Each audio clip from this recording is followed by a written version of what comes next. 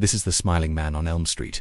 Act 1. The sighting. I am going to start this story off by saying that if you hear someone cackle in the middle of the night, it probably isn't anything to worry about. If you hear footsteps pacing back and forth outside your window, you should probably just keep your eyes closed until morning. But if you live in an old neighborhood like I do, where the street lights flicker and the trees are thick enough to block out the moon, then every little noise can seem like a threat. Every creak and groan of the old house seems like a warning, and every face that you see staring back at you from the darkness can turn out to be something more than human. It was one of those nights when my husband and I moved into our new home. We unpacked boxes in silence while the wind howled outside. Our street was one of those neighborhoods where everyone seemed friendly, a little too friendly. Throughout the day, we had met all of our neighbors, most of whom had warned us about the other folks on Elm Street. They all seemed nice enough, but there was something about their smiles that made me uncomfortable. After we got home that first night and locked the doors, we could still hear them talking.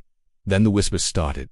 "Did you see him? He's been out every night this week. He's smiling again. He never stays still." I told myself it was just some harmless neighborhood watch program, but I didn't sleep well that night. Around 3 a.m. I woke up to what sounded like footsteps near our front door. My husband and I looked at each other, then back at the door. We started to laugh, deciding that it must have been the wind. Just as we settled back into bed, we saw a pale figure standing under our streetlight. I screamed it was just a guy.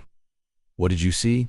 "Nothing. There's nothing there. Go back to sleep." I managed to convince myself that it was just a random person taking a late-night stroll. Even though what I saw standing there for a moment before disappearing into the darkness was very still, I could remember the way the streetlight cast long shadows around him as he stood motionless for a moment before turning and walking away. The last thing I remember seeing was his grin.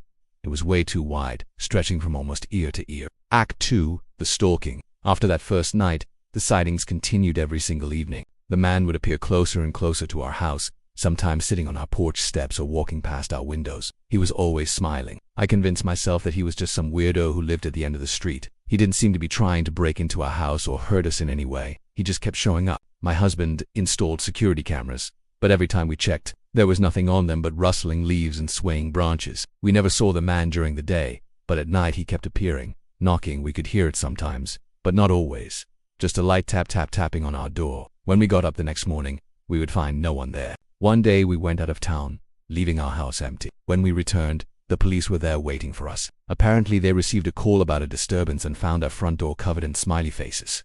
The paint was still wet. No one had entered our home, but our neighbor had vanished. Their entire house was empty. All of their furniture was gone, and so was their dog. But the creepiest thing was the dozens of smiley faces painted on their walls, floor, and windows. Act 3. The truth. That's when I started digging through town records. I wanted to find out who lived at that house and why they would vanish without a trace. I learned that a serial killer had operated in the area during the 1950s, carving smiles into the faces of his victims. The case was never solved, and most of the evidence had been lost over time. I couldn't help but notice the date on the missing person poster was the same day that our neighbor disappeared.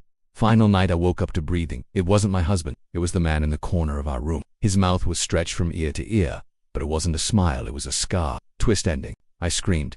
Cut to a police body cam. The man holding the flashlight looks identical to the neighbor who vanished. In the corner of the screen, you can see his own face, pale and gaunt, carved into a grotesque grin. He radios in "Another one on Elm Street. Call the coroner."